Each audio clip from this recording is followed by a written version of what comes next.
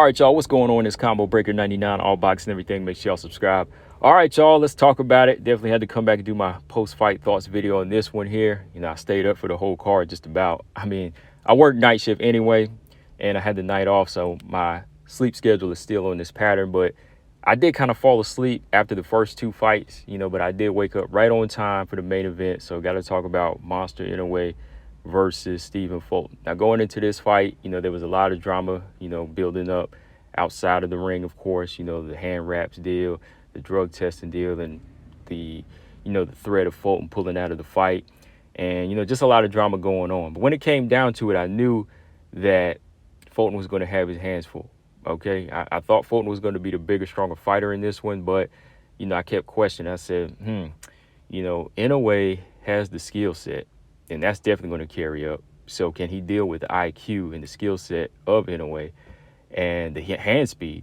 The hand speed is definitely going to be a problem. So can Fulton deal with that? The only question I had about Inoue was, will his power carry up? And man, did his power carry up? And when you think about it, it's not like he's moved up to 140 and 147. So Inoue's not going to be like this slow guy with, less power. He actually might get stronger. And when you looked at the size comparison in this fight right from the jump, you can see Inoue was just as big as Fulton, maybe even bigger. I mean, look at the legs. Like, if you look at the foundation in a way in this fight, you can see where he's really generating that power and speed from. And just the physique and the overall stance and the confidence, going into that first round, I was kind of worried for Stephen Fulton. Just like I said, going into this fight with all that buildup and, all that talk about, hand wraps and, about to pull out of the fight, I was kind of curious if they really wanted this fight, man. And I don't really think he was ready for this fight, man. And when it comes down to it, it's all about levels, man. It's all about levels and the jab.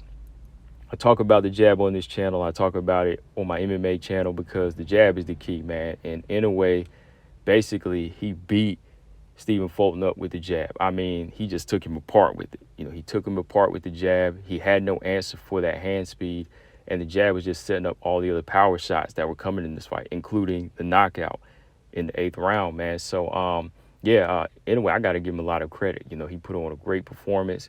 And, it wasn't like a wild beat him up type of brawl where he was just like beating him up from pillar to post. No, it was like he was just systematically breaking him down with that simple punch that put Fulton in respect mode. Fulton was just like, very, very shaky in this fight. From round one to the end of the fight, he was just very shaky. It was like that speed was really getting to him. He couldn't counter it. He couldn't time it.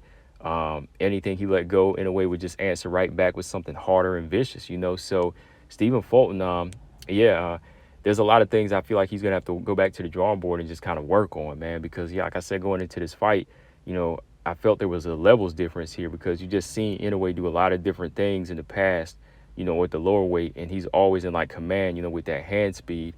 And again, like I said, when you looked at the legs, man, you could just see Inoue generate more power and much more confident in his stance. I mean, the first round, Bodywork and the jab alone already kind of set the pace of the fight because when we went into that second round, when he started touching, when he just started like, slamming that jab in the face of Fulton, you could see like Fulton's reaction, like he would kind of shake or like quiver a little bit. It was like he was blinded by the speed, or he was just like really frustrated by it because every time he would like split the guard, he was just kind of like shaking the legs, and then that right hand would come and would kind of like stun him a little bit. So Inoue had no trouble here just controlling the fight from the first round to the end of the first half, in the 6th round. So I had it a clean sweep, 6-0.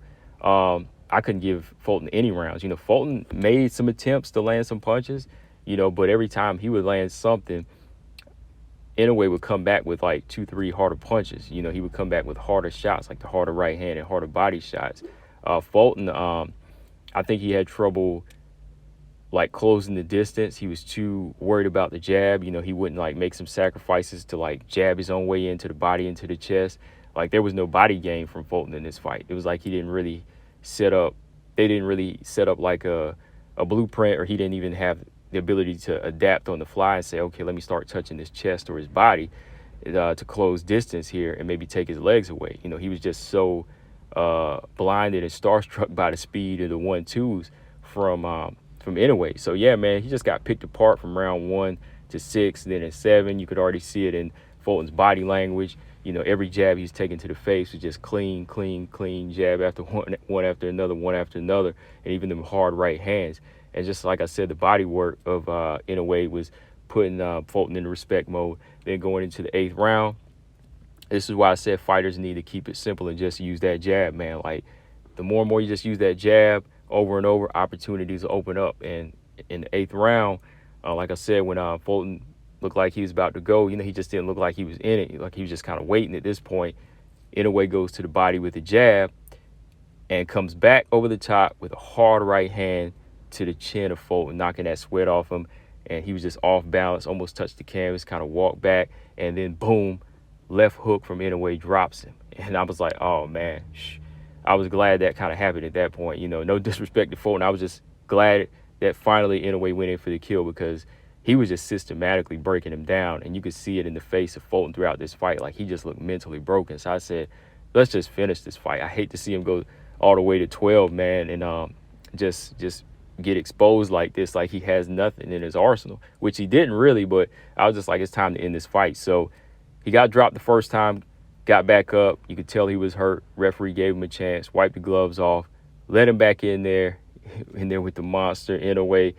Just let loose, let a barrage go, a couple of hard right hands, left hooks, just landed. You know, they didn't land as flush as the first couple of shots, but he just kind of sank to the canvas. Referee stepped in and stopped it, so he wasn't arguing with it. So yeah, man, congratulations to Monster Inoue, the new champion, new WBC WBO 122-pound champion. You know, I think that Inoue, he definitely worked hard for this one. He put in the work. You know, a lot of pressure going into this fight. Even though, you know, being overseas, it was still a lot of pressure. You know, a lot of drama going on. But yeah, shout out to Fulton, man. I mean, you learn from this. You just got to come in better prepared for these type of situations. You know, no excuses in this. You know, fighting on a Tuesday, oh well. You know, just got to adjust your body, be ready for what's to come, and to defend your belts. You know, that's what it is. And if a guy like Inoue, you feel like things are on the even playing field, you know, find out what you need to know and you counter that. That's all it is. You just got to counter it when it comes down to that, because if you really want that fight, you're going to win by any means necessary, just as you feel like some other fighter will, right? When it comes down to it, in a way, he showed a better game plan. You know, nothing really suspect in my opinion. You know, he beat him off a simple jab, outboxed him, outslicked him, outspeed, out everything, you know, outpunched him and everything, man. So good fight, guys. I definitely recommend y'all check this one out. Definitely a solid knockout, possibly knockout of 2023 candidate. But of course, we got to wait till this weekend, because this weekend could very much well end in the knockout, right? Y'all know what fight I'm talking about, right? So yeah, guys, let me know what y'all thought. Let me know y'all thoughts of the fight if y'all did see it, but definitely check it out if you haven't. All boxing everything. I'm out. Subscribe. Peace. Remember, jab is the key.